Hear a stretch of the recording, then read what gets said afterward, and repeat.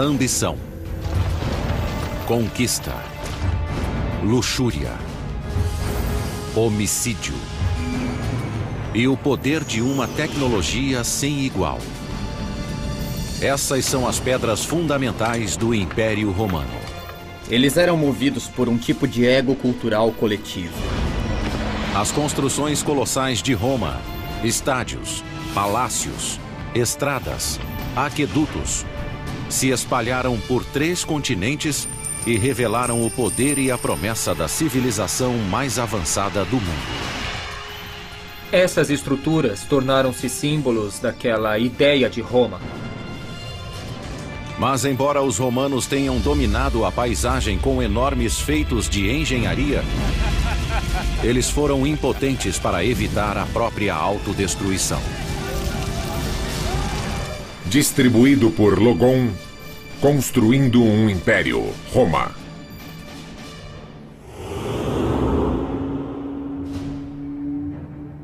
15 de março do ano 44 a.C. O homem mais poderoso do mundo está morto no chão do Senado romano.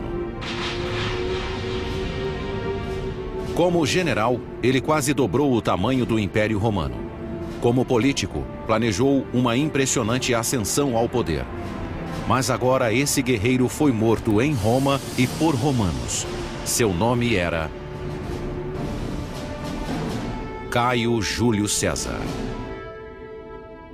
A ascensão de César ao poder foi atribuída à sua vontade de ter o melhor posto no Estado romano. Ele parecia querer muito poder para si mesmo, e ele não dividia esse poder com ninguém, e isso levou diretamente ao seu assassinato.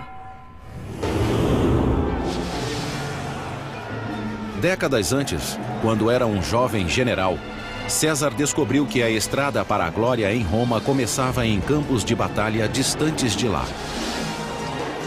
Sua sede de conquistas militares levaria à construção de um dos mais intimidantes feitos da engenharia romana.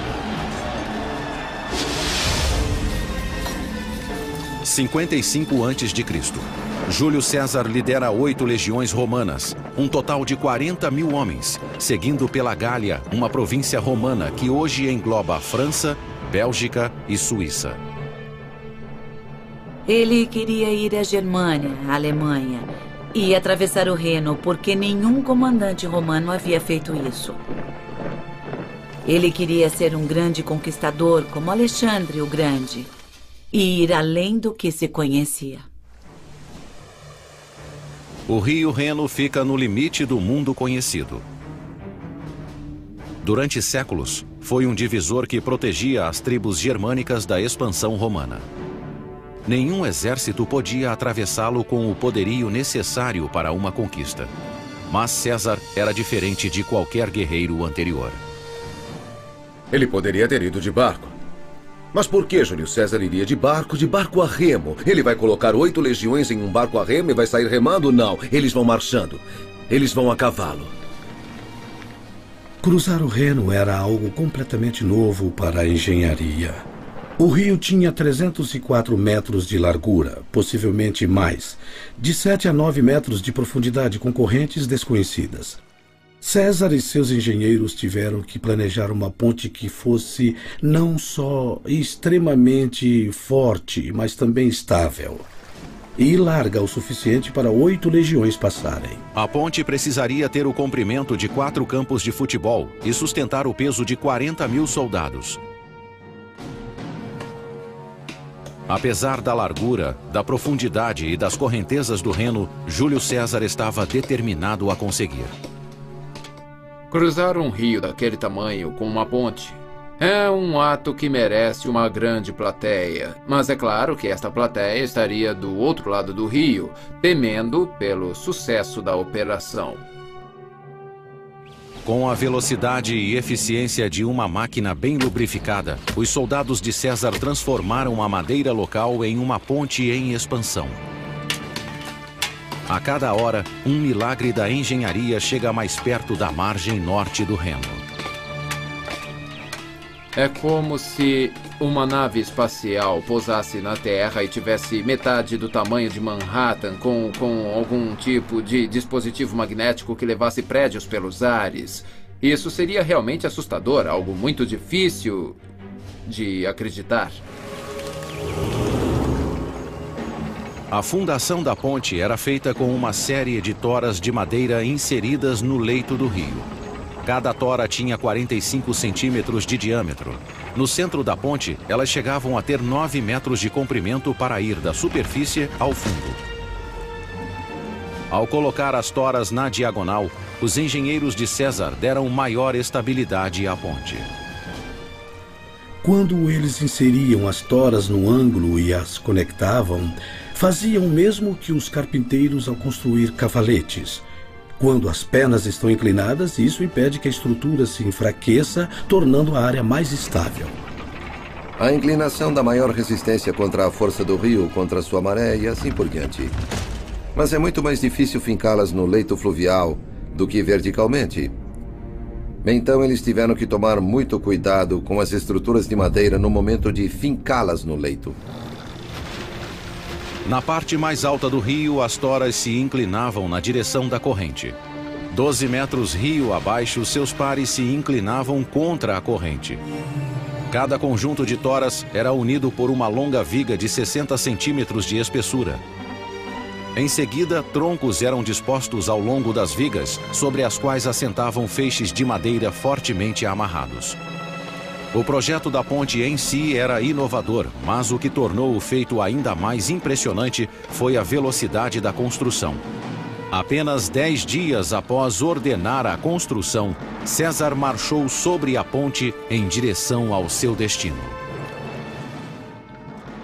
Se tentássemos fazer o mesmo hoje, não conseguiríamos fazer algo assim em tão poucos dias com aquele tipo de tecnologia. Teríamos sucesso se contássemos com milhares de soldados leais e devotos a César e ao objetivo de atravessar o Reno para aterrorizar os germanos.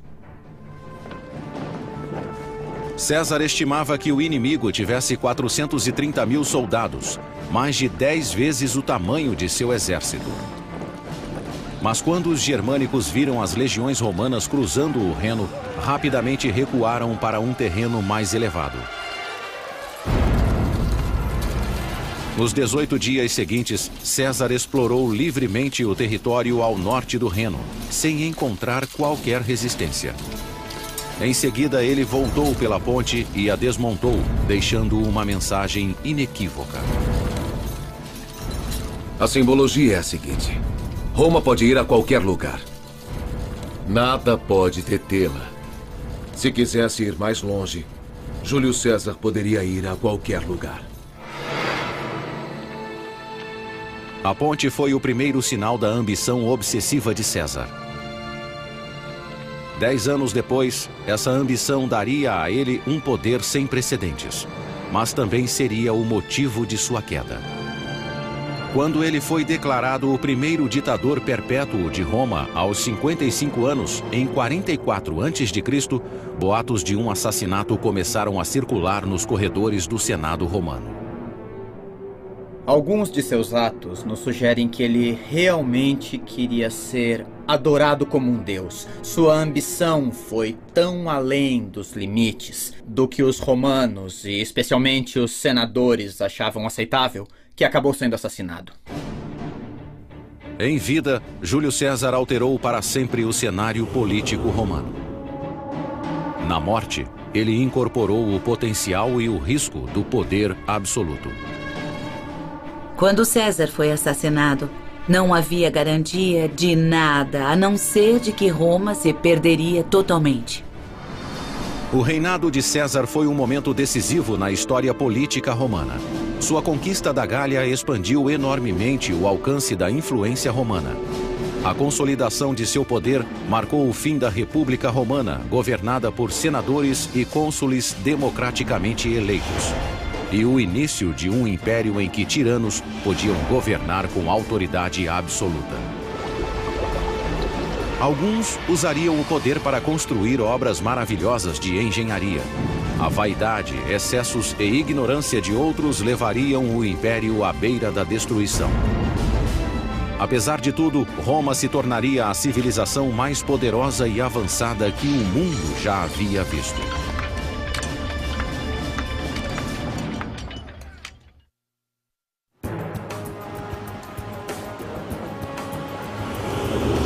Hoje, Roma é uma cidade do século XXI, onde o antigo e o moderno convivem.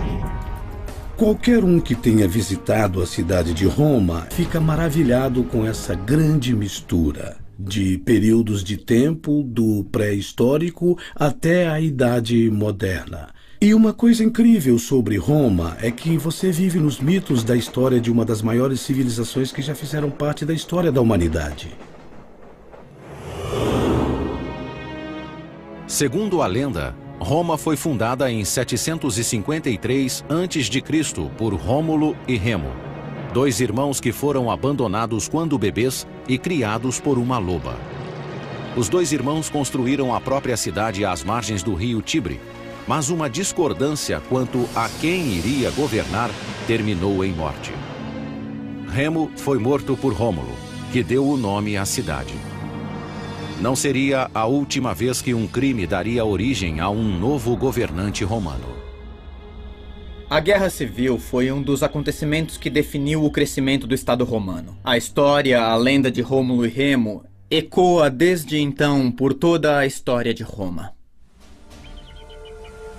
Inicialmente, Roma era um dos inúmeros pequenos reinados que lutavam pelo poder na Itália Central. Mas, ao contrário de muitos de seus vizinhos que desconfiavam de forasteiros, Roma abrigava todos os párias ambiciosos. Rômulo disse: já que não temos uma grande população, eu vou construir um asilo, eu vou criar um tipo de zona livre para todos, escravos foragidos, bandidos, piratas, enfim. Venha e faça parte deste grande conceito que é Roma. Este é um tipo de atitude única.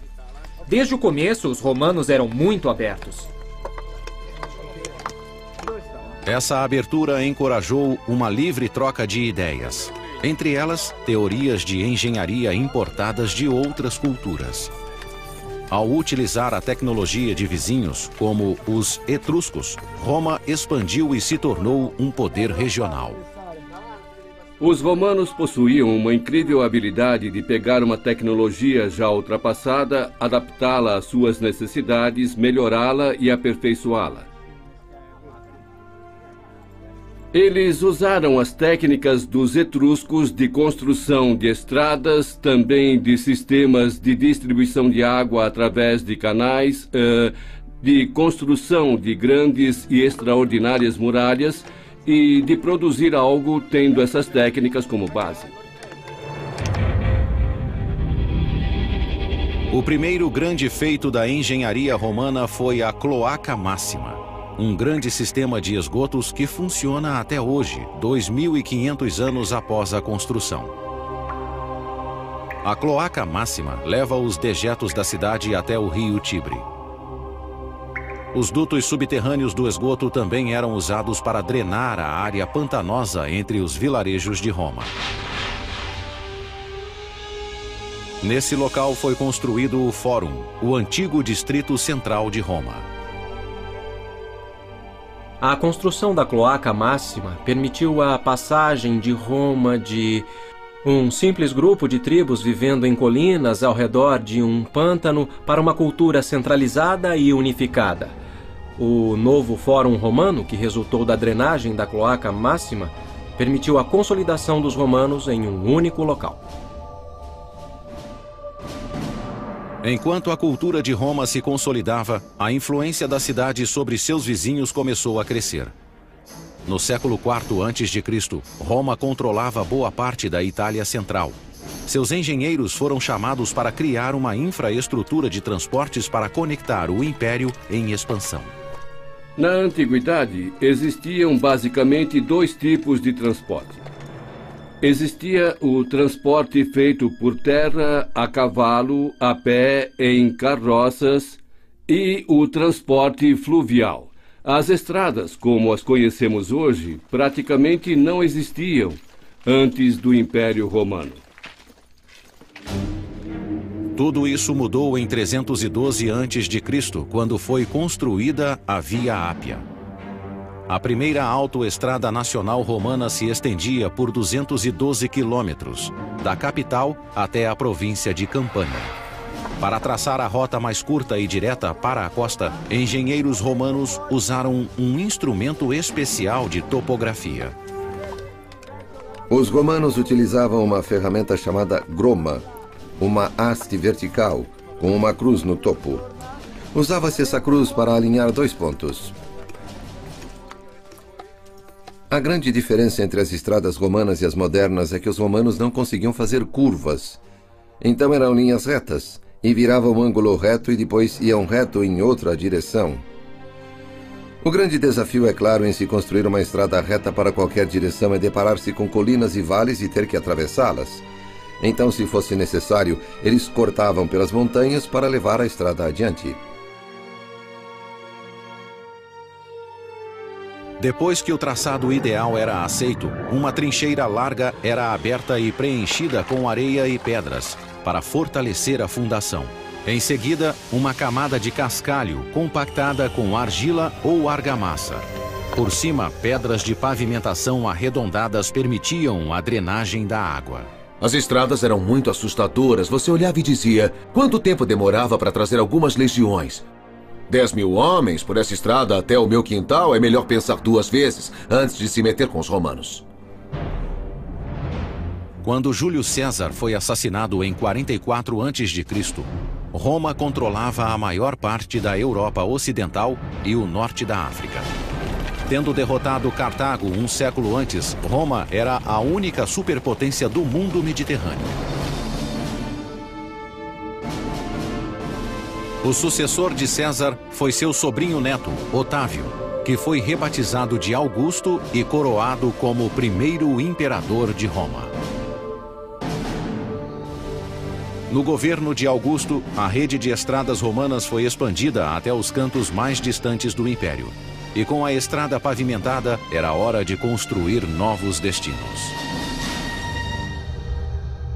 Sob o domínio de Augusto, surgiram dezenas de cidades do estilo romano, com fórum, teatro, anfiteatro, basílica e outros estabelecimentos que marcavam as cidades romanas. Para os nativos das províncias recém-conquistadas, as novas cidades validavam o estilo de vida romano. As pessoas iam para essas novas cidades, esses centros urbanos que simbolizavam a civilização, com um novo padrão de vida, bons empregos. O dinheiro estava ali, como nos dias de hoje as pessoas vão para onde o dinheiro está e, em consequência, os habitantes destas novas cidades realmente acataram as ideias romanas.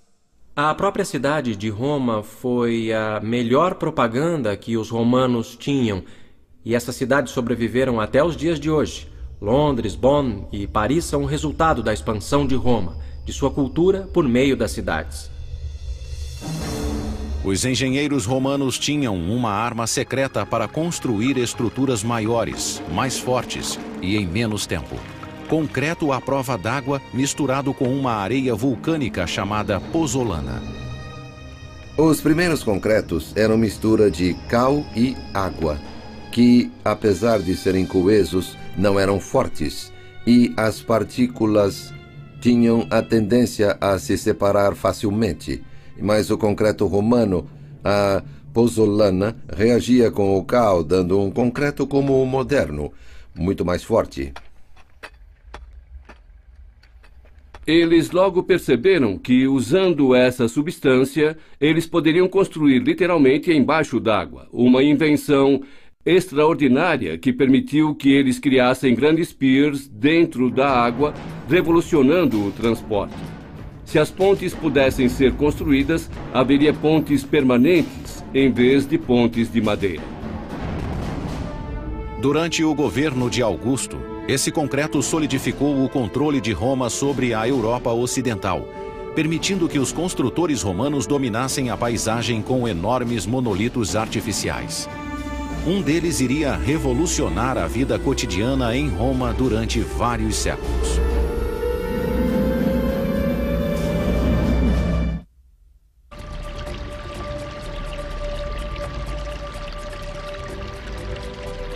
No primeiro século da era cristã, Roma era a única superpotência europeia.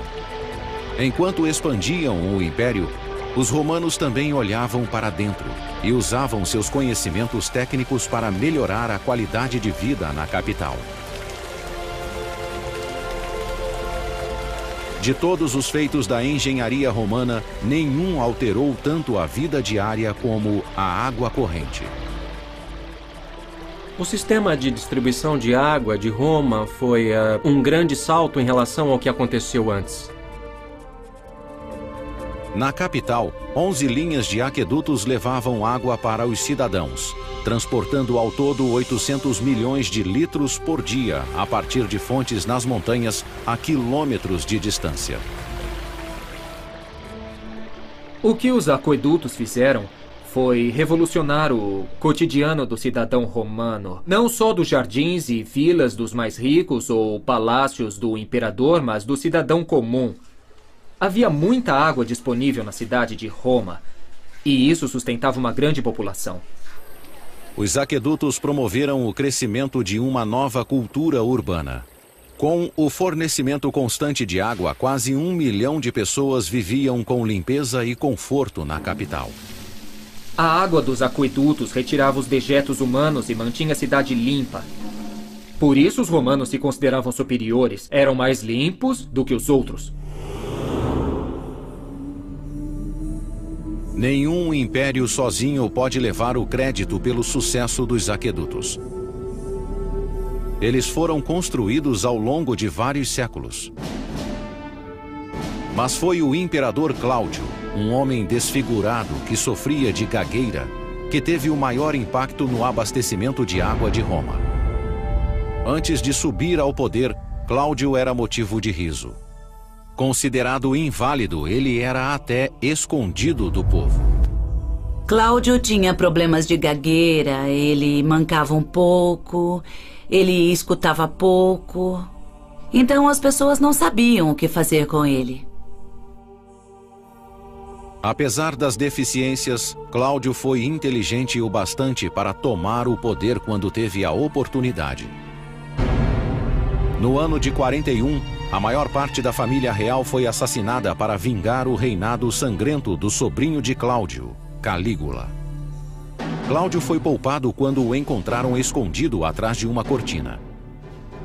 Com a vida em risco, ele conseguiu subornar os guardas pretorianos para que o proclamassem imperador.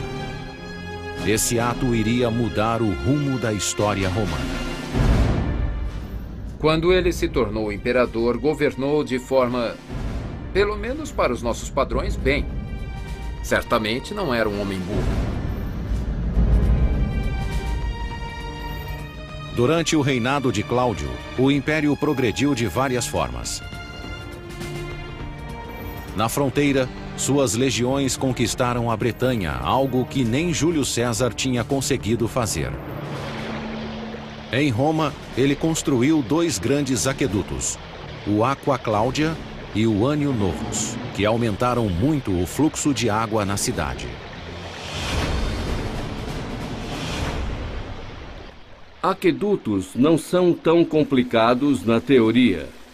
A água busca o ponto mais baixo e então é levada com uma queda de um ponto a outro. Então é algo simples, todo mundo devia saber. Mas na prática, criar um aqueduto é outra coisa. Os aquedutos foram planejados para chegar à cidade em ângulo gradualmente descendente ou gradiente. Esse gradiente era de apenas alguns centímetros a cada 30 metros.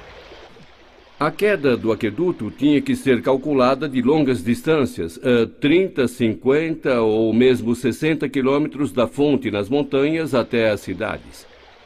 Tinha que ser consistente, não podia sair disso independente do terreno. Para manter o declive perfeito através das montanhas, os engenheiros cavavam túneis com um ângulo perfeito. Quando cruzavam vales, as tubulações eram elevadas em muros de pedras. Se os muros precisassem ter mais de 2 metros de altura, os romanos poupavam materiais de construção e ainda aumentavam a resistência usando um antigo conceito de engenharia, o arco. O arco revolucionou a arquitetura no mundo antigo ao permitir vãos maiores do que realmente era possível. Basicamente mudaram o conceito espacial da arquitetura romana. Os arcos eram feitos em torno de uma forma de madeira que mantinham as pedras firmes até a colocação de uma pedra central, que distribuía o peso por igual para cada lado do arco, permitindo que outras pedras fossem colocadas acima dela. Os arcos são melhores que paredes retas nas construções, de várias maneiras, tanto em eficiência como em resistência. Os arcos requerem menos material para serem construídos e são muito fortes para suportar tetos, arquidutos e qualquer coisa que colocar em cima. Uma coluna de arcos de 10 quilômetros levava o Aqua Claudia através de vales a caminho de Roma. Os aquedutos eram cobertos, mas claro, se tirasse a cobertura, poderia ver a água como um rio seguindo em direção à cidade. Ao chegar na cidade, cada aqueduto desembocava em 3 tanques de contenção. Um para as fontes públicas de água potável, o segundo para os banhos públicos e o terceiro reservado para o imperador e outros romanos ricos que podiam pagar pela própria água corrente. Um conceito avançado para a época. Basicamente, toda a casa, no século I ou II, depois de Cristo, tinha água corrente. Isso é impressionante, pois em toda a Idade Média isso não aconteceu. Com a construção do Aqua Claudia e do Annio Novus, o imperador Cláudio revitalizou o sistema romano de distribuição de água. Seu governo foi um sucesso, mas as escolhas que fez na vida particular acabaram provocando sua queda. A tradição diz que Cláudio era lascivo, que ele amava suas mulheres e também suas esposas demais, e ele as servia. Ele chocou o império quando se casou com a própria sobrinha, Agripina, irmã de Calígula. Agripina vinha de uma linhagem de mulheres ambiciosas, populares e poderosas. Ela era como a Cleópatra de sua época. Ela era determinada, muito orgulhosa e era ambiciosa, terrivelmente ambiciosa. Depois de viver cercada por imperadores a vida toda, Agripina queria sentir o gosto do poder. Ela utilizou todo o seu encanto físico e político para obtê-lo. E depois que Cláudio estava sob seu controle, Agripina usou o filho como forma de perpetuá-lo. A principal intenção de Agripina ao seduzir Cláudio e se tornar imperatriz era garantir que seu filho ascendesse ao trono. No ano de 50, Agripina convenceu Cláudio a nomear seu filho de um casamento anterior como herdeiro, em detrimento do próprio filho biológico do imperador. 4 anos depois, o imperador estava morto, envenenado por um cogumelo e pela ambição da esposa. Da noite para o dia, Agripina passou de esposa de um imperador a mãe de outro. O novo imperador era Nero, um futuro tirano de 16 anos de idade que destruiria a cidade.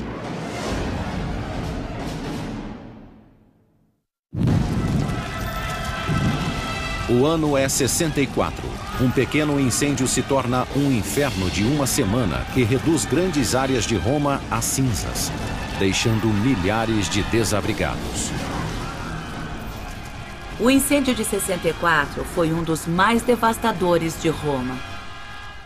E dizem que das 14 regiões de Roma, pelo menos 10 delas foram afetadas. Algumas foram completamente destruídas.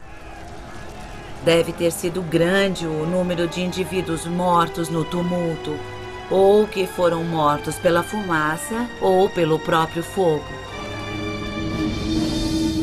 O maior suspeito de ter provocado o incêndio foi o próprio imperador. Nero foi supostamente visto tocando sua lira no topo de uma torre próxima enquanto o fogo ardia.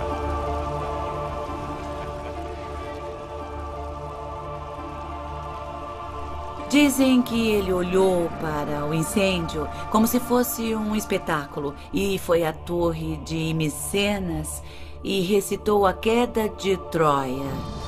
Dizem que Nero tocava música enquanto Roma queimava. Seus atos após o incêndio também foram incriminadores. Nero confiscou 1/3 da cidade incendiada como propriedade particular e construiu o mais extravagante e egocêntrico monumento do Império, um complexo de palácios ocupando 80 hectares do centro de Roma.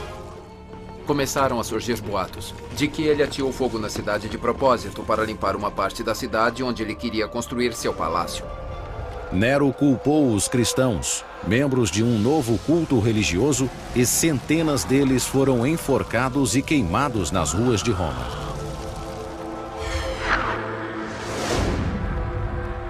Esse foi o mais recente de inúmeros atos abomináveis do legado doentio de Nero. Ele deu a cabeça da ex-mulher de presente à nova esposa a pedido dela. E depois ele a matou a chutes quando estava grávida em um acesso de raiva. A maioria dos atos pelos quais Nero é famoso ocorreu depois do pior de todos: o assassinato da própria mãe.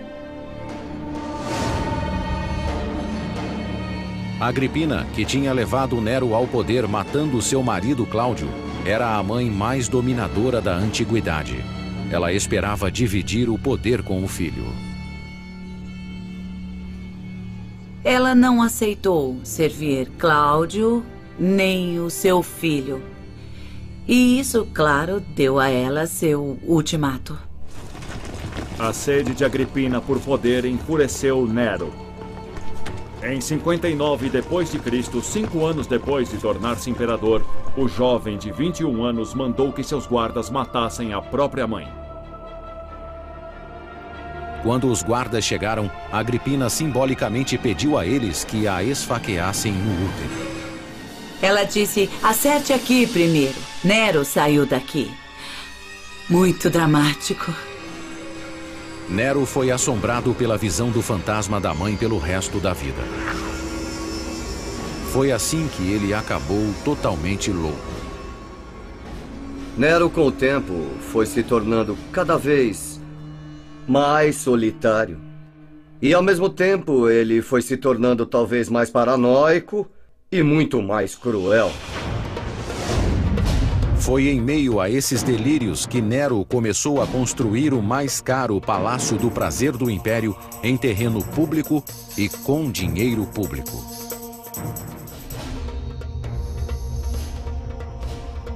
Imagine se todo o Central Park se transformasse num palácio particular de Bill Gates. E isso foi no coração da cidade, onde os ricos, os influentes e proprietários da cidade já tinham suas próprias casas.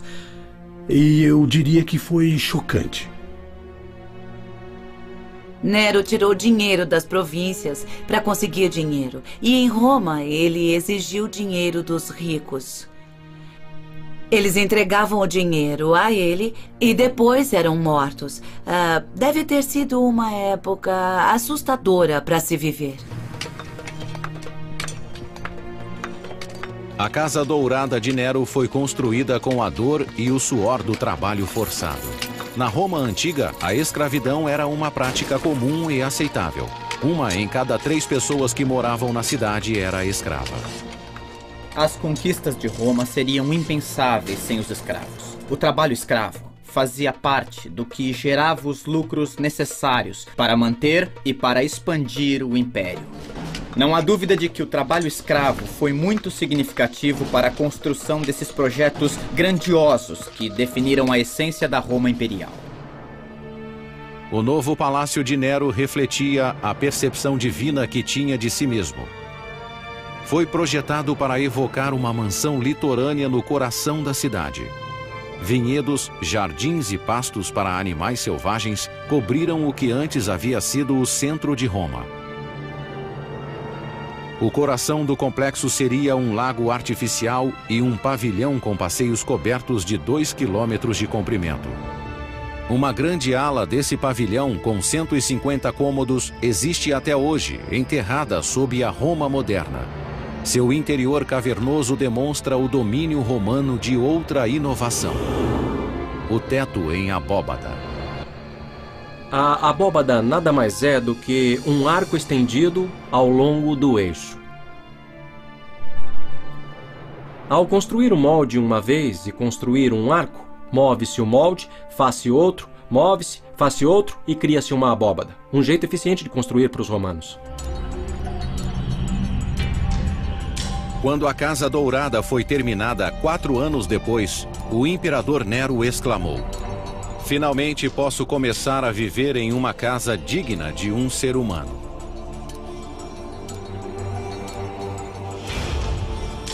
O que resta hoje é uma casca úmida do palácio decadente que ele habitou.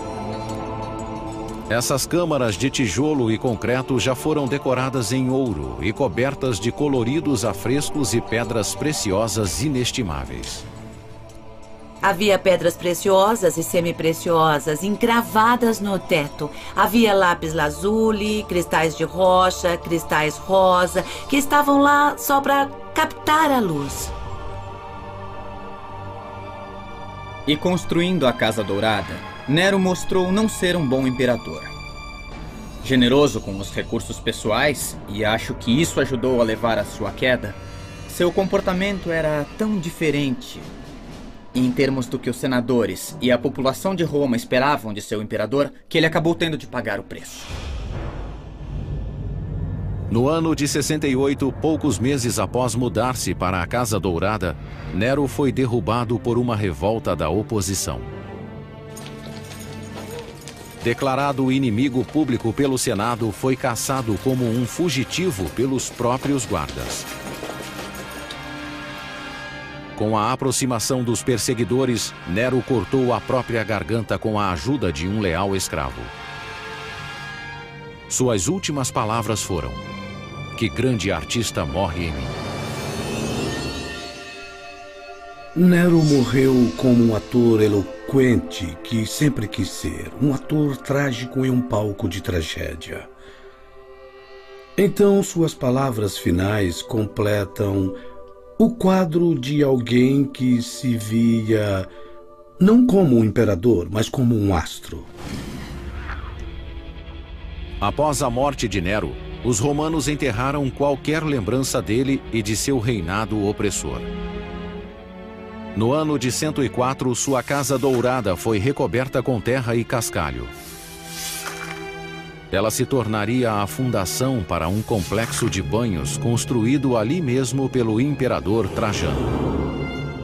Durante 1.300 anos, ela permaneceu enterrada e esquecida sob a cidade. No século XVI, uma depressão levou exploradores a redescobrirem a antiga construção. Ali dentro, artistas do Renascimento se inspiraram em seus afrescos bizarros. A palavra grotesco que usamos hoje é um termo artístico para descrever criaturas estranhas que viam lá parte humanas, parte feras, parte arquitetura, parte decoração. A Casa Dourada é uma lembrança permanente do terrível reinado de Nero, caracterizado pela loucura, homicídios em massa e vaidade extrema. Ao final desse governo, o Império Romano estava diante de um futuro incerto. Todos os imperadores, de Júlio César a Nero, descendiam de uma única linhagem familiar. Agora, pela primeira vez, o comando do Império estava vago. Ninguém sabia exatamente o que aconteceria depois, a não ser que seria sangrento e que não seria muito bom até que acabasse.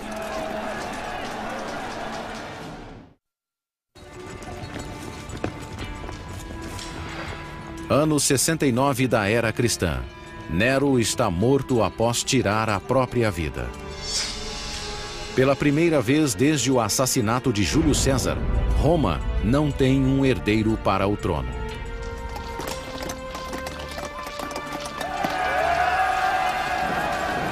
Tem início uma disputa entre os principais generais do Império, que voltam seus exércitos uns contra os outros na luta pelo poder. O grande vitorioso é Vespasiano, um general simples e direto que comandou as legiões romanas na Judéia. Ele não tem sangue real e é bem diferente de seu tirânico predecessor. Vespasiano era o anti-Nero. Ele era o mais diferente de Nero possível. Era oficial de carreira, era um homem prático e experiente, que tinha aversão a gente pretensiosa e tinha orgulho disso. Vespasiano era do tipo que preferia assistir ao futebol ou à ópera. Diferente de Nero, que explorou o conhecimento de seus engenheiros para projetos pessoais, Vespasiano pôs as melhores mentes de Roma a serviço do povo. Ele começou drenando o enorme lago construído por Nero nos jardins de seu palácio.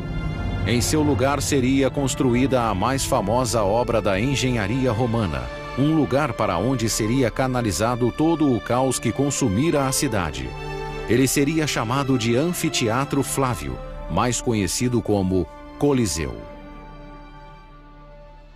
A declaração que Vespasiano fez foi: estou pegando um espaço usado por um mau imperador e transformando-o em um espaço público, que será usado para a diversão do povo romano.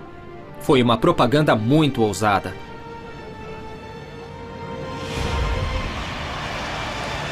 Gladiadores derramavam sangue em nome da diversão há séculos. Mas o povo de Roma ansiava por espetáculos maiores e mais ousados. O Coliseu daria aos gladiadores um campo de matança permanente. E os jogos atingiriam um grau de carnificina jamais visto na história do Império. Essa era a grande atração, era o Superdome. O entretenimento vinha até você. De animais de todos os lugares do mundo, a prisioneiros de terras distantes, tudo era levado a esse local ao seu assento favorito, e bem no centro da cidade. A construção do Coliseu teve início no ano de 72 e foi financiada pela venda de relíquias preciosas roubadas de templos judaicos durante o saque de Jerusalém. 12.000 prisioneiros judeus foram trazidos daquela campanha para construir o anfiteatro. Eles trabalharam em condições muito duras, trabalhavam muito e até o final. Eles verteram mais de 6.000 toneladas de concreto e arrastaram enormes blocos de construção até o local de uma pedreira a 30 quilômetros de distância. Conforme a construção ia subindo, eles passavam a usar menos calcário forte e caro e mais material barato, que era mais leve. Os romanos tinham gruas sofisticadas de madeira e aparelhos para levantar pedras, o que faziam com facilidade, do chão até grandes alturas. Em apenas 8 anos, a estrutura imponente atingiu 50 metros de altura, ofuscando todas as edificações ao redor.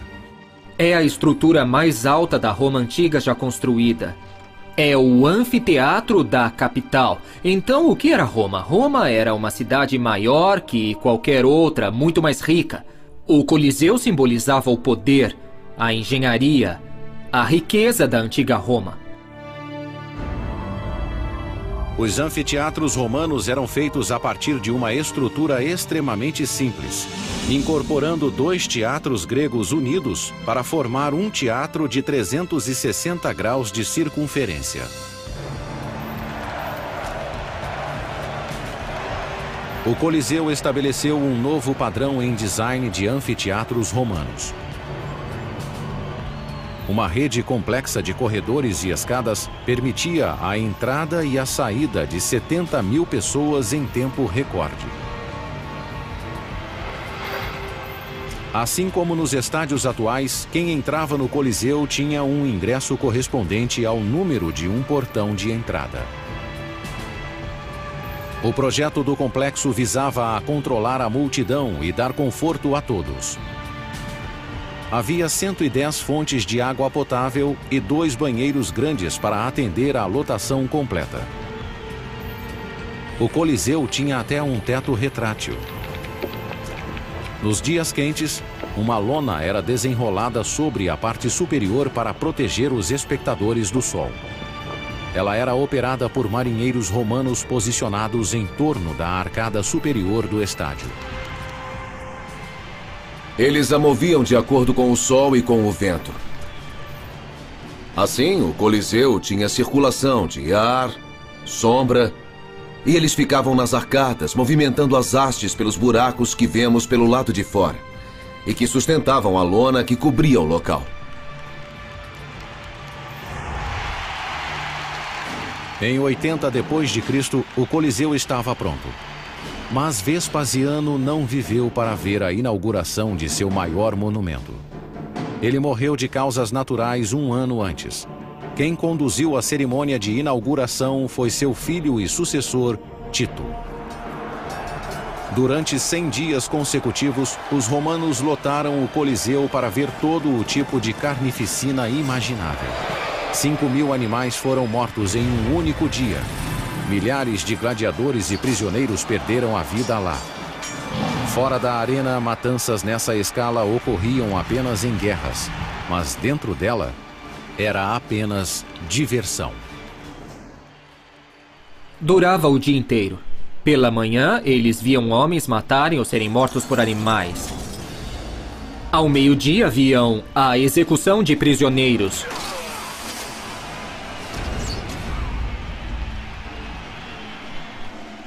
E, finalmente, à noite, o evento principal. Como no horário nobre da TV, vinha o melhor, os gladiadores, homem contra homem.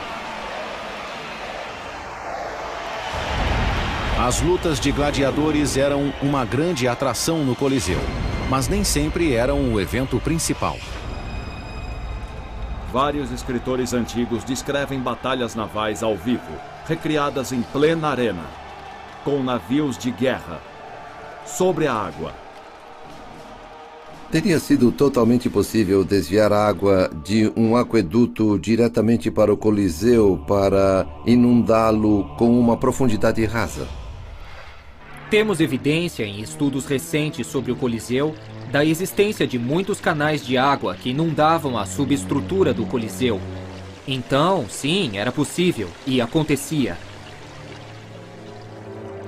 Cristiano Ranieri é o primeiro arqueólogo moderno a explorar o labirinto dos canais de água abaixo do Coliseu. Ele acredita ter encontrado provas da existência de um sistema de encanamento usado para inundar a arena para as batalhas navais. Nós encontramos sob a arena túneis bem antigos, mais velhos que o Coliseu, da época de Nero. Portanto, da mesma época do Domus Aurea. Os canais de água construídos abaixo do lago artificial de Nero foram deixados intactos quando o Coliseu foi construído em cima. Eles poderiam ter sido adaptados para inundar e drenar a arena. Nestas imagens inéditas, Cristiano lidera uma equipe de mergulho nesses antigos canais e na água poluída com detritos de 2 milênios. Abaixo do Coliseu, ele descobre um tanque de contenção diretamente ligado a um aqueduto próximo. Cristiano acredita que a água era desviada daquele aqueduto para a arena.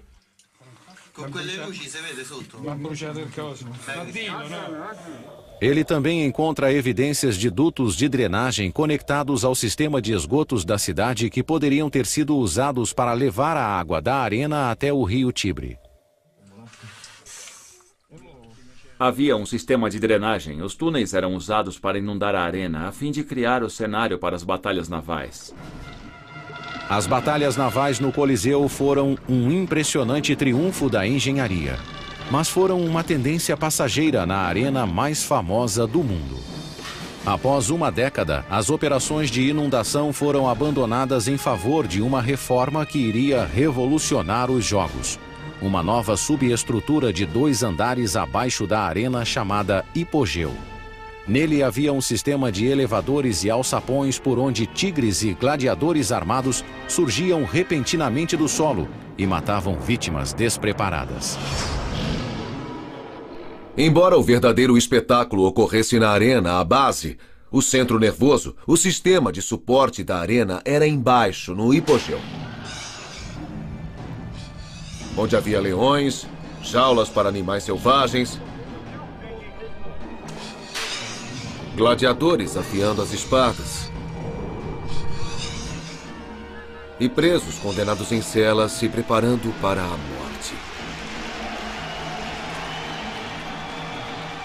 Quando os jogos começavam, abria-se um alçapão no chão e um elevador trazia um leão ou pantera para a arena.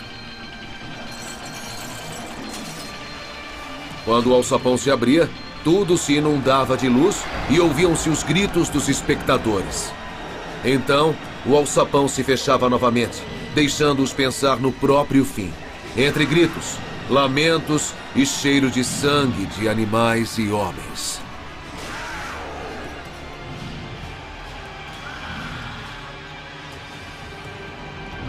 Violentos, sangrentos, exploradores, emocionantes. Os jogos no Coliseu eram o grande espetáculo romano. E todos os presentes admiravam as proezas de engenharia da civilização mais avançada do mundo. Após uma década de estabilidade sob o governo de Vespasiano, a civilização romana chegava ao auge de seu poder.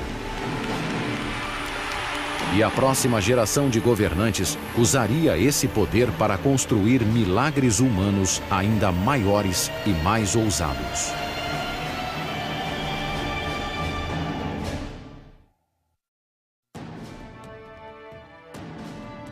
No final do primeiro século da era cristã, o Império Romano se estendia da Inglaterra ao Egito, de Portugal à Pérsia.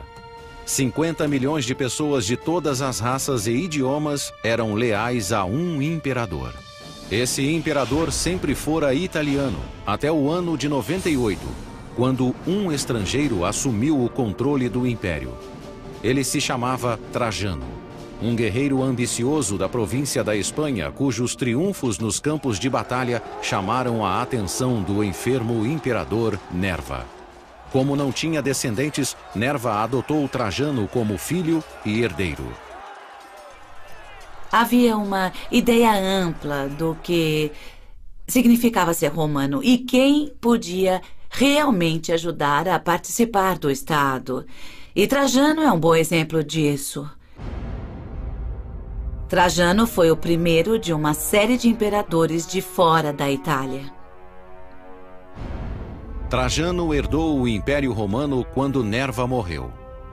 Imediatamente, ele se dispôs a provar lealdade aos cidadãos da capital e sabia que, para fazer isso, precisava apelar ao inflexível senso de supremacia do povo. Os romanos pensavam em grande escala. O tamanho de seu império, o tamanho de suas construções e a ambição de seus principais líderes. Sem dúvida, esse é um dos pontos que podemos definir como necessários a um romano.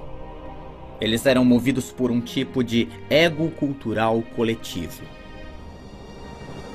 Trajano deu início a uma grande campanha de construção que começou com a infraestrutura do império. Fez reparos urgentes em estradas, portos e prédios públicos. Ergueu um dos últimos grandes aquedutos e construiu novos banhos públicos sobre as fundações da Casa Dourada de Nero. Todas essas construções exigiam muito dinheiro. E para completar e para executar seus planos, ele precisava de muito mais. E em termos romanos, isso significava conquistar. Em seu terceiro ano como imperador, Trajano lançou uma ofensiva militar para arrecadar dinheiro para a construção de novos monumentos magníficos. Decidiu conquistar a Dácia, uma região que engloba as atuais Romênia e Hungria, que se defendera dos romanos por séculos. Os dácios se renderam em 107 d.C., após anos de duros combates. O imperador conquistador saqueou centenas de toneladas de ouro e prata da nova província.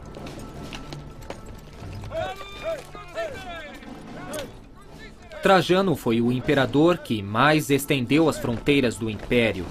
Ele conquistou grandes áreas e, com isso, conseguiu mais dinheiro, mais bens, mais pilhagens que qualquer outro imperador, o que significava que tinha muito mais dinheiro à sua disposição. O imperador instalou a nova capital em um grande espaço público que aliviaria o congestionamento no centro da superlotada Roma. Desde o início da República, o antigo Fórum Romano era o centro do governo, do comércio e da cultura. Os templos de deuses como Saturno e Vesta ficavam ao lado de tribunais e bibliotecas. Mas à medida que Roma se tornava a capital do mundo, ela se desenvolvia além das fronteiras originais. O Fórum foi uma parte importante da vida romana, mas o sucesso da cidade e a pressão da população eram tão grandes que precisavam continuar construindo de tempos em tempos. Cada imperador que assumia construía uma nova parte do Fórum para seu pessoal. Na época de Trajano, Roma era uma metrópole com 1 milhão de pessoas que crescia cada vez mais. Então ele encomendou o próprio Fórum, maior do que os de todos os anteriores juntos. Trajano não tinha tanto dinheiro, mas tinha engenheiros habilidosos, pessoas que faziam o concreto, portanto eles tinham uma vantagem. Eles podiam concluir e criar melhor e mais rapidamente do que nas épocas anteriores. O homem que projetou o Fórum de Trajano também era um estrangeiro, Apolodoro de Damasco. Era um arquiteto grego que havia projetado pontes militares para Trajano durante as batalhas contra a Dácia. Nessa guerra ele provou ser um gênio da arquitetura. Agora ele enfrentava um outro desafio: a falta de terrenos para abrigar a grande visão de Trajano. E claro, como nas construções modernas, a localização é importante. Então, se um imperador quisesse algo em um determinado local, tinham que nivelar o solo de alguma maneira. Para obter um terreno plano desse porte no centro de Roma, Apolodoro ordenou aos construtores que cortassem um enorme bloco da colina Quirinal adjacente ao antigo Fórum. Era uma época... Há milhares de anos antes da dinamite, os romanos tinham de remover grande quantidade de terra e limpar a paisagem só com a força humana, a força de dezenas de milhares de escravos trabalhando o dia inteiro com pás e picaretas. Imagine um exército de formigas carregando um pão. Elas não vão fazer tudo de uma vez, vão quebrar e carregar em pedaços pequenos. Um exército de escravos romanos escavou metodicamente a parede rochosa, desfazendo 38 metros de elevação e criando um terreno de mais de 55 mil metros quadrados no coração de Roma. Lá, uma cidade de mármore foi erguida à medida que o imperador espanhol e o arquiteto grego refaziam a capital. O resultado final foi revelado em 112 da era cristã. O Fórum de Trajano era um conjunto de mármore magnífico, com bibliotecas gregas e latinas, estátuas colossais, uma enorme praça central e uma basílica de 2 andares, onde as leis eram feitas e os processos julgados. Ir ao Fórum de Trajano era realmente uma grande experiência para qualquer romano. Eles entravam na basílica, a maior já construída na época. A basílica era revestida de mármore e cheia de luz. Depois, quando se chegava à praça, via-se a monumental estátua equestre de Trajano. Então ela devia ser uma visão e tanto. A peça central do fórum era uma coluna de mármore de 38 metros que se erguia acima da nova construção. Essa coluna ainda existe hoje. Ao redor de sua fachada, uma escultura em alto relevo conta a história da invasão da Dácia por Trajano. Trajano aparece várias e várias vezes, sempre envolvido em todos os aspectos da campanha, do planejamento inicial até a conquista final. E desse modo, a coluna serve como um tipo de propaganda. A altura exata da coluna possui um significado mais sutil. A altura da coluna de Trajano em si, 30 metros, mais a base e a estátua no topo, marcaram a altura da colina Quirinal, que foi removida para que o fórum fosse erguido no local. Portanto, é um marco não só das batalhas de Trajano, mas também das batalhas de Apolodoro, para limpar a terra e criar um espaço urbano monumental. O Fórum de Trajano ficou em pé por 700 anos. A maior parte foi reduzida a pó por um terremoto no século IX. Mas há uma seção que sobreviveu e que não deixa dúvida sobre sua escala imponente. Um vasto complexo conhecido como Mercado de Trajano. Apolodoro escorou o penhasco de 38 metros que ele criara, construindo um mercado romano de 6 andares diretamente na encosta da colina. Ele moldou os primeiros 3 andares em uma estrutura semicircular, com corredores longos e curvos. O mercado funcionava para reforçar a encosta que havia sido escavada. Não é por acaso que a forma usada contra a encosta seja côncava. Portanto, mais forte, tem a forma de um arco virado nessa direção para suportar a pressão da colina ao lado. Acima do semicírculo havia mais 3 andares com pequenas lojas e grandes corredores com 3 andares de altura. O mercado de Trajano continha mais de 150 lojas que forneciam desde calçados a objetos de arte. Esses mercados deviam vender grandes quantidades de materiais dos 4 cantos do mundo romano, talvez até de mais longe. Enquanto o Fórum de Trajano era um refúgio suntuoso para a elite da cidade, o mercado fora construído como uma rua principal para as massas.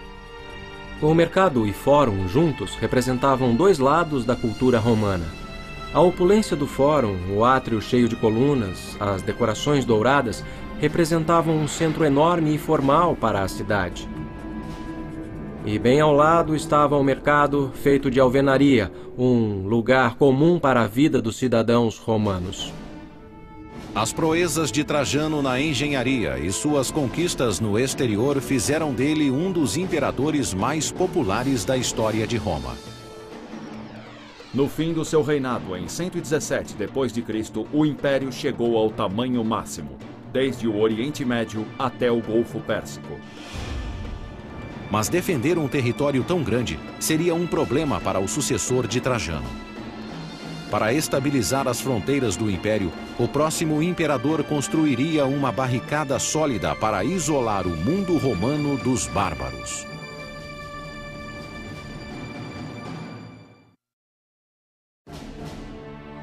Quando morreu no ano de 117, o imperador Trajano tinha levado o Império Romano ao auge em tamanho e riqueza. Mas as desvantagens de tal dominação logo se tornariam evidentes. Trajano não tinha filhos biológicos. Então, após sua morte, o controle do império passou para seu filho adotivo, Adriano. Adriano, como Trajano, era um militar habilidoso. Mas Adriano percebeu que o império não conseguiria manter suas fronteiras. Quanto mais fronteiras fossem estendidas, claro, mais dinheiro era necessário para defendê-las. Então ele não procurava conquistar territórios, mas controlar os que já possuía. Uma evidência concreta da política de defesa de Adriano pode ser encontrada atualmente em uma região remota no norte da Inglaterra, a 2.400 quilômetros de Roma.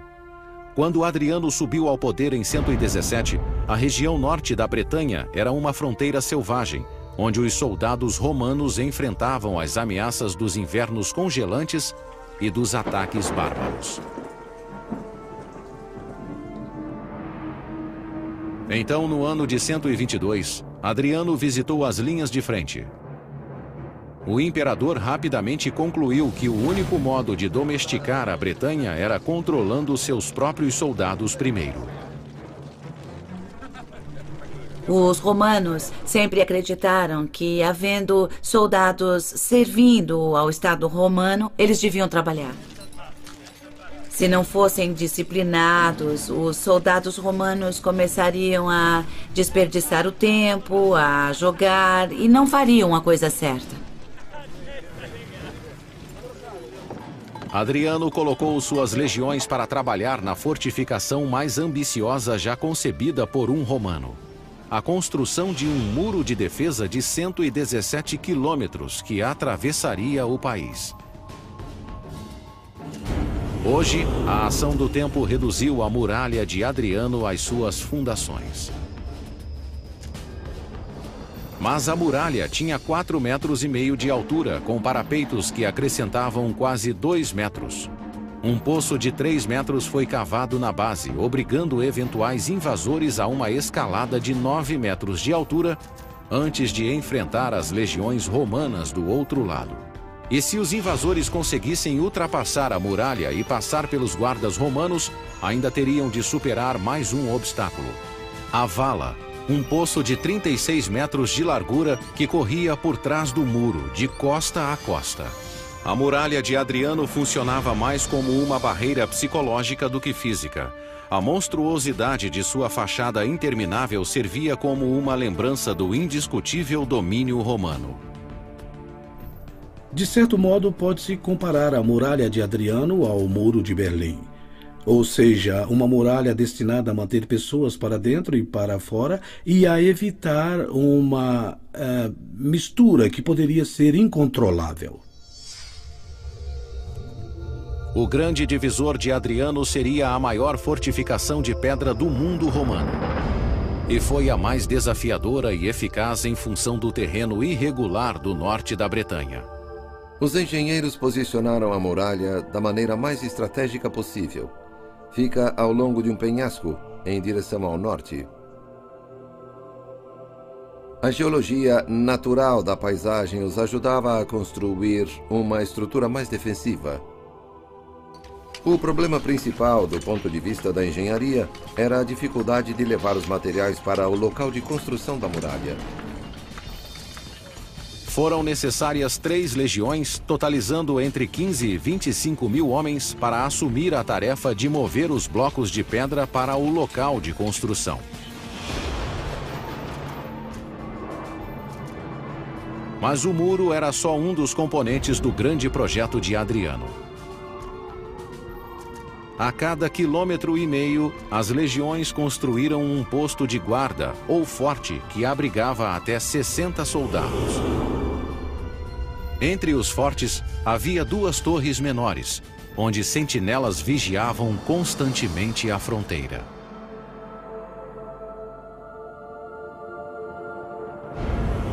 Ao longo da muralha foram construídos 17 superfortes que podiam abrigar 1.000 soldados romanos.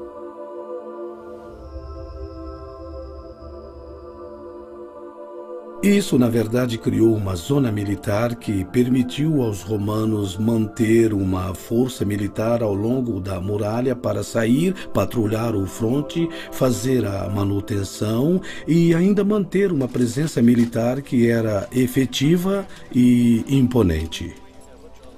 Cada superforte tinha de 1 a 2 hectares e possuía um salão de reunião, um templo, tendas, um hospital e uma casa de banho.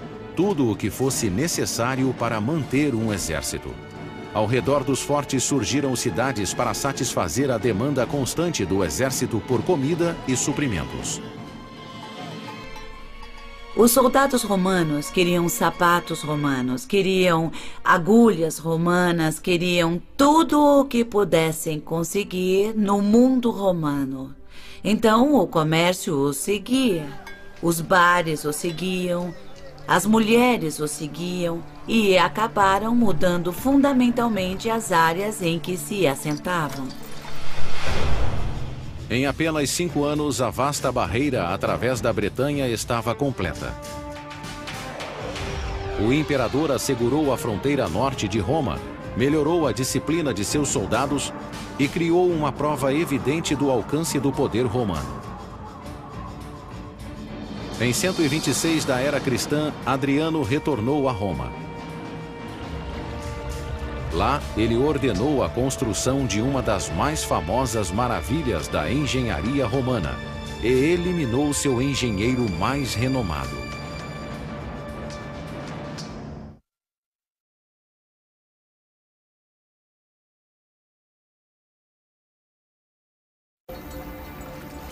Em 126, Adriano retornou a Roma depois de uma inspeção militar de 5 anos nas fronteiras romanas. Enquanto ele estava afastado, os construtores trabalharam incansavelmente para realizar sua visão arquitetônica na capital. Adriano certamente queria deixar sua marca em Roma. Ele queria restaurar as construções de Augusto e mostrar que podia fazer melhor. 150 anos antes, o imperador Augusto tinha transformado Roma de uma cidade de alvenaria para uma cidade de mármore. Adriano queria que seu legado na engenharia fosse igualmente memorável. A joia da coroa de seu legado teria uma ligação direta com o reinado de seu lendário predecessor. Logo após se tornar imperador, ele decidiu reconstruir o templo incendiado que datava da época de Augusto. Sobre a antiga ruína, ele ordenou a construção de sua estrutura mais famosa, o Panteão, um templo majestoso para os deuses romanos. O Panteão é sem dúvida a construção mais incrível feita pelos romanos. Por quê? A Rotunda. A Rotunda, um espaço interior coroado por uma cúpula magnífica, era o coração do projeto do Panteão. No centro, a cúpula de concreto tinha 45 metros de altura e a mesma largura, sem apoio de colunas ou suportes. Um diâmetro livre de 45 metros é enorme. A coragem em construir algo tão amplo, de fazer algo tão grande, é uma de suas grandes conquistas. A cúpula do Panteão seria o maior vão aberto de concreto no mundo por 18 séculos. Antes de os engenheiros começarem a construir o teto de concreto da cúpula, tiveram de descobrir como desviar seu peso do centro. Do contrário, quando removessem a armação de madeira que segurava o teto, 3.000 toneladas de concreto desmoronariam com o próprio peso. Hoje, quando construímos com concreto, temos o concreto armado, que suporta parte da tensão no concreto. Os romanos não faziam isso. Portanto, a cúpula do Panteão tinha a carga distribuída uniformemente em toda a base. Os engenheiros do Panteão criaram várias soluções radicais para assegurar que o teto e a reputação do imperador não desmoronassem. Primeiro, eles construíram uma base sólida de paredes com 6 metros de espessura para agir como fundação para o teto. Eles usaram paredes laterais, verticais, para ajudar a suportar o grande peso da cúpula para o lado de fora. Eles usaram as paredes para sustentar a cúpula. À medida que o teto avançava para o topo, os engenheiros misturavam materiais mais leves com o cimento e aplicaram uma camada cada vez mais fina da mistura. O concreto romano, como o de hoje, usava agregados, normalmente pedras, para poder formar a massa. Na cúpula do Panteão, os romanos usaram uma técnica comum na época de inserir nichos feitos com jarras dentro do concreto para deslocar o concreto e aliviar o peso.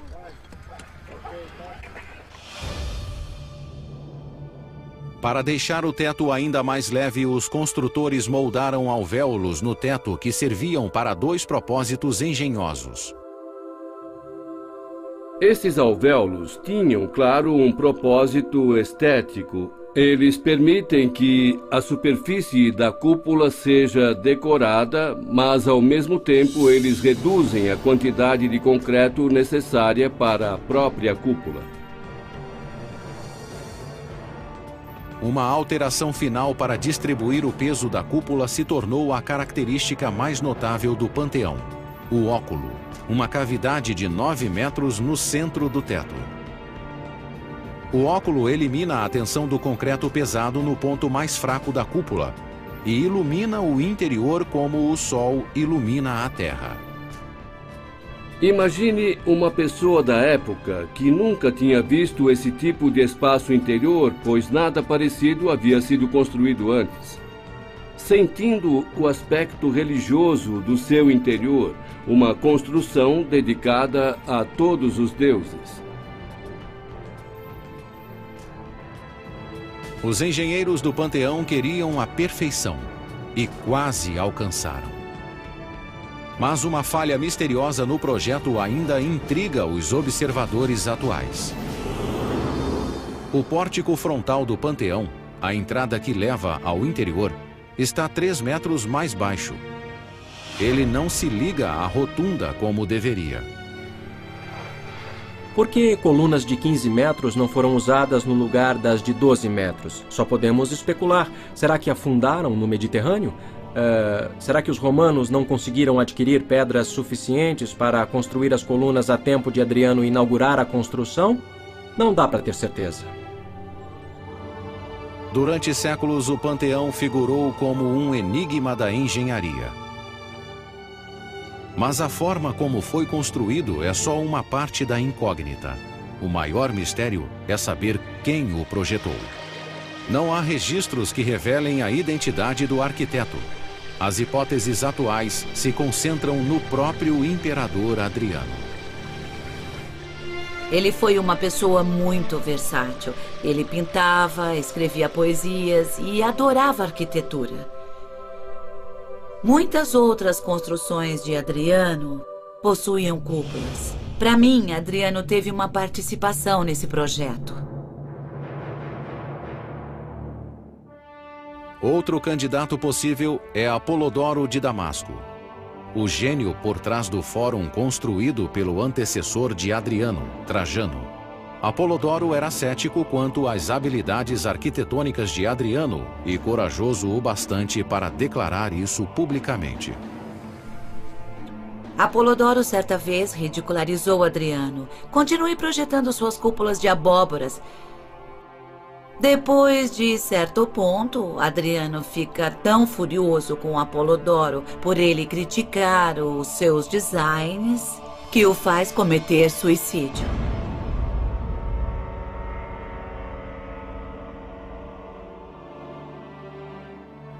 No ano 138, 8 anos após ordenar a morte do maior arquiteto de Roma, Adriano morreu de causas naturais aos 62 anos de idade.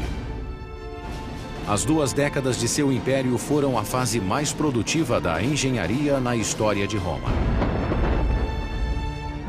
Quando Adriano morreu, portos, templos, pontes e basílicas em todos os cantos de Roma tinham seu nome.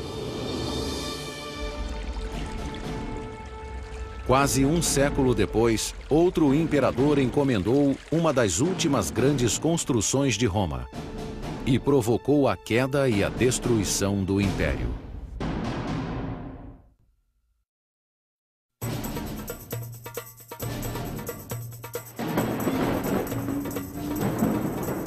Nas décadas que se seguiram à morte de Adriano, o Império Romano se manteve dominante na Europa, África do Norte e Oriente Médio. Seus imperadores detinham autoridade absoluta. seus exércitos permaneciam invencíveis e seus arquitetos continuavam a impressionar.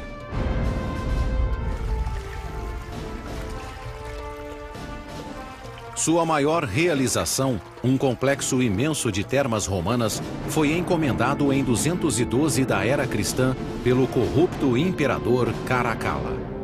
Ele ascendeu ao poder à moda antiga, através do assassinato. O pai de Caracalla, o imperador Sétimo Severo, desejava que seus 2 filhos comandassem o Império Romano juntos. Mas Caracalla e seu irmão Geta se odiavam. Depois da morte do pai, foi uma questão de tempo até que um eliminasse o outro. Caracalla agiu primeiro. Caracalla o matou na frente de sua mãe. O que para mim é uma coisa terrível. O nome de Geta não só foi apagado da memória, não só nas inscrições, mas sua imagem foi destruída. Eles apagaram o nome, mas deixaram a rasura. Sabemos que o Estado tomou todas as providências para que fosse apagado. E devemos lembrar dessa lição. Durante o reinado de Caracalla, o sangue correu novamente pelas câmaras imperiais. O império voltara às mãos de um tirano que governava pelo medo. O governo de Caracalla foi caracterizado como de um homem, imperador, que se punha acima de todos os outros homens, dentro da esfera dos deuses. Caracalla queria deixar um legado que garantisse fama eterna, como o Coliseu de Vespasiano, o Fórum de Trajano e o Panteão de Adriano. Ele tinha que se provar merecedor do poder imperial. Tinha que mostrar que era ainda melhor que seu pai. O novo imperador tentou compensar seus pecados construindo um complexo de casas de banho. As termas eram parte integrante da vida cotidiana em Roma havia séculos. Eram prédios com piscinas de água quente e fria. Mas as termas eram mais do que um lugar para se banhar. Eram clubes de campo abertos a todas as classes. Quando saíam do trabalho, eles iam para as termas por algumas horas para relaxar, ouvir os políticos, serem esfregados, fazer as unhas, cortar o cabelo. Havia locais para se exercitarem, podiam lutar e, claro, podiam tomar banho e ir para saunas e suar bastante. E estavam cercados por estruturas magníficas, feitas de mármore e decoradas com estátuas. E serviam as pessoas comuns. Não era só para os ricos, era para todos os romanos. As termas sempre foram projetos populares entre os imperadores romanos. Cada um dos antecessores, como Nero, Tito e Trajano, quis deixar uma terma extravagante com seu nome. Caracalla estava determinado a superá-los, construindo o maior complexo de termas já feito. A imponente fachada que ainda existe é uma prova de seu sucesso. Como podem ver, pelas ruínas ao nosso redor havia uma série de salas enormes em que tinham piscinas do tamanho de piscinas olímpicas que serviam para banhos de temperaturas diferentes, salas para banhos particulares e áreas em que as pessoas podiam se reunir. O prédio central era maior do que a Basílica de São Pedro e decorado de cima a baixo com ouro e mármore. O piso era coberto com mosaicos intricados, dos quais ainda restam fragmentos. Ao redor do prédio principal havia espaços abertos para eventos de atletismo, prédios separados contendo bibliotecas, lojas, restaurantes e até bordéis em seu perímetro. O complexo acomodava confortavelmente quase 2.000 pessoas de uma só vez. Essa pequena cidade recebia mais pessoas todos os dias. As enormes salas são prova da engenharia e habilidade das pessoas que as construíram. Superaram quaisquer termas construídas anteriormente. Os empregados de Caracalla trabalharam ao máximo para terminar as termas rapidamente. Para construir uma casa de banho tão magnífica em 5 anos, devia haver de 5 a 10 mil pessoas trabalhando, diariamente, por 5 anos seguidos. O prédio visto na superfície era só parte da história. Por baixo do complexo, uma tubulação desviada de um aqueduto próximo trazia 18 milhões de litros de água fresca para as termas todos os dias. Para aquecer as piscinas, a água passava por fornalhas onde era aquecida por fogueiras. Cerca de 50 fornalhas foram construídas diretamente sob o piso. O piso dividia literalmente romanos ricos e bem-sucedidos dos escravos e trabalhadores do submundo que viviam em difíceis condições, como em fornalhas, alimentando o fogo e engasgando com fumaça, vapor e assim por diante. Aqui em cima, estas belas câmaras decoradas com mármores, mosaicos e tetos esculpidos deviam lembrar o paraíso. As termas de Caracalla foram inauguradas em 216. Foi uma das últimas grandes façanhas da engenharia romana, combinando a arte que os romanos aperfeiçoaram durante anos. Em um complexo de banhos como o de Caracalla, reuniram-se as conquistas feitas pela engenharia romana. A produção de tijolos, a alvenaria, a importação de mármore. Havia a velha tradição de Roma de construir sistemas de água e aquedutos, mas também os sistemas de drenagem e esgoto. Havia também muita experiência no uso de concreto, o que permitiu que criassem grandes espaços para serem cobertos com grandes cúpulas e abóbodas. As termas de Caracalla foram um grande sucesso, mas o mesmo não pode ser dito de seu reinado. Enquanto seu projeto favorito exauria a economia romana, Caracalla dilapidava os cofres públicos nas invasões da Pérsia e da Armênia, regiões orientais que não eram controladas por um imperador romano desde Trajano, um século antes. Como Trajano, Caracalla esperava concretizar seu legado através das conquistas. No entanto, ele selou o próprio destino. Em 217, após 6 anos de um reinado de crueldade e intimidação, Caracalla foi esfaqueado pelos próprios guardas durante uma campanha militar no Oriente. No mesmo ano, um incêndio devastador destruiu o Coliseu e a alma da capital. O anfiteatro foi reconstruído 20 anos depois, mas o império nunca se recuperou. Os dias de glória de Augusto, Vespasiano e Trajano pertenciam a um passado distante e jamais retornariam. Nos 3 séculos seguintes, o império que crescera com tanto brilho seria lentamente extinto. Os prováveis motivos do declínio não caberiam em um livro. Alguns dizem que a metalurgia os envenenou, outros dizem que foi a decadência e uniões consanguíneas da elite, outros ainda dizem que foi falta de um exército treinado e falta de defesa. Acho que o Império Romano era grande demais para ser governado de forma eficaz, para ser administrado e para criar um sentido real de comunidade. Nos séculos V e VI, tribos germânicas saquearam Roma repetidamente, exigindo terras e dinheiro. Em 537, uma tribo invasora desferiu o golpe mortal, destruindo as mais importantes artérias da cidade, seus aquedutos. Sem a água corrente com a qual os cidadãos estavam habituados, a grande cidade sucumbiu. Sem água, as pessoas não conseguiam viver na cidade grande. Os jardins e as fazendas não podiam ser irrigados.